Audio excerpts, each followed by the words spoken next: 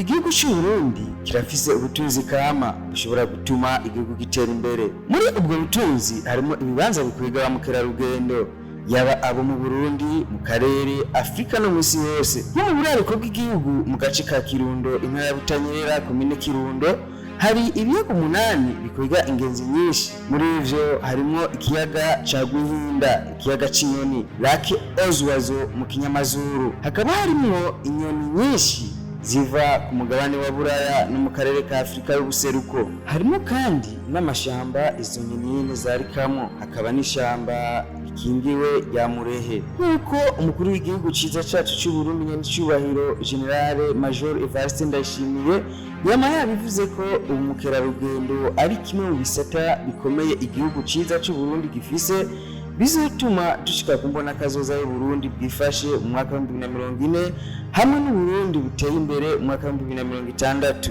Hamwe n'ivyo umwe mu gwaruka asanzwe arangurira imigambi yiwe mu ntara ya Butanyerera muri komine Kirundo ariwe Rukundo Keve. Ako kamukase Barundi yakumvise bugica acahitamo gutegura ikibanza kidasanzwe yise Love Beach kiri ku nkengera z'ico kiyaga c'Inyoni mu ntumbero yo kugira abamukerarugendo baje kuraba ico kiyaga c'Inyoni ziba mu izinga canke ire mu rurimi rw'ikinyamazuru.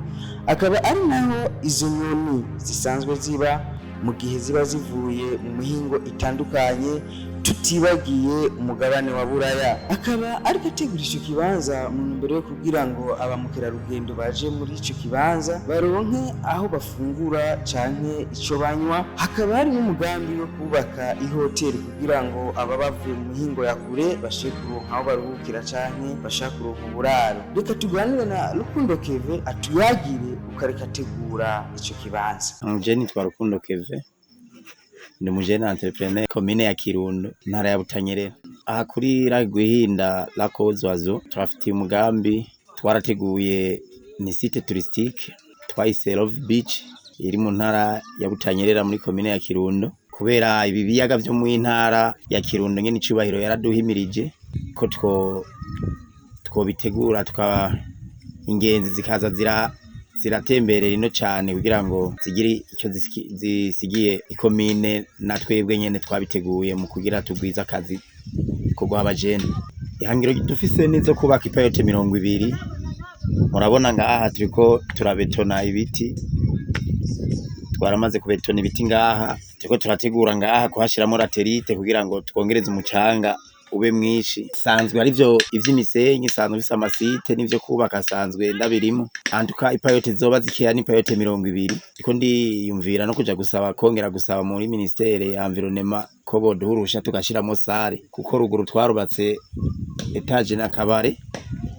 Muga dushaka sare n'amashambre ashikira 15. Birahari cyane, ivy'inyobwa vyose birahari, vya Brarudi bihari vyose, ivyo hanze vyose birahari, no gufungura inkoko, amasamake vyose birahari, bimeze neza cyane. Nifuza ko isite mw'intara ya Butanyerera yoba ya mbere, kuko tugira n'umugisha nyene icubahiro yarazanye ikigo gifasha abajene payeje mu vy'ifinansa, navyo harimo ibintu vya tourisme. Turiko turategura umugambi yaho twokwegera payeje idugurane, kuko amahera yo tugurana yose turashaka kuyishura. Nico ni kibazo, kuko murabona ko hari ubwato ari kayike bwa kera, ko turadodora mw'ivyo muri plan d'affaires turiko turategura tugira dushikirize payeje. Navyo harimo ubwato buri Rix, amavedete, ubwato bwoshaka gutwara abantu 20-25. Turamaze no kuja ku masite turaba ibiciro vy'ubwo bwato, hamwe payeje yo dufata mu mugongo kirimo n'ico kintu. Oya hajya hagati bubatse yo Mirador ni OBP niyo yubatse yo Mirador yo kugira ngo ingenzi zije zishobore kudugayo zirabe ibikoko biriyo hariya, izo nyoni nyene ziva i Buraya ziba ziri hariya.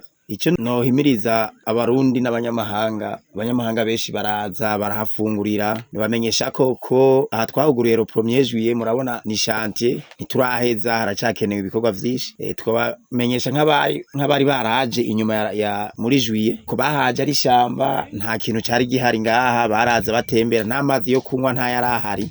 Je nariko ndubaka iyo nzu ya OBP, ca ndavuga ati paditu ko narose marché y'ibi bintu, reka ndondere iparcelle ngaha ndavyubake ku buryo ingezi zije zironke ico zifungura, zironke naho bagura amazi.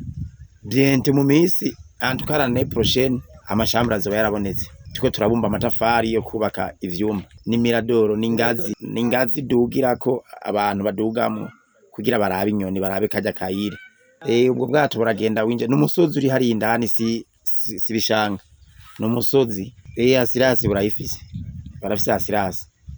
Narasavye na deje abajejwe ivy'amazi ndamubaza ko muri hari ubwato bumwe leta ikaba yarampaye ngaha yamaye kontra 25 ndashobora nanje kugura ubwato baranyemereye ndashaka kuzana na butanu kire kubushikana hama tuje hamwe tuvugane. Itaraboneka turafise groupe nitrogene ngaha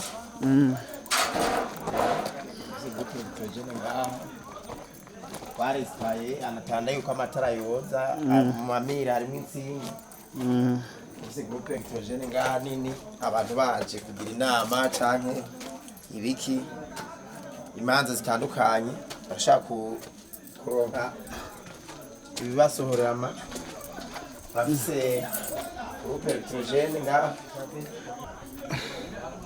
ibintu ushobora kuzimya umuriro waduka tufise amabafe ngaha ya sonorisation turafise amamixeri ngaha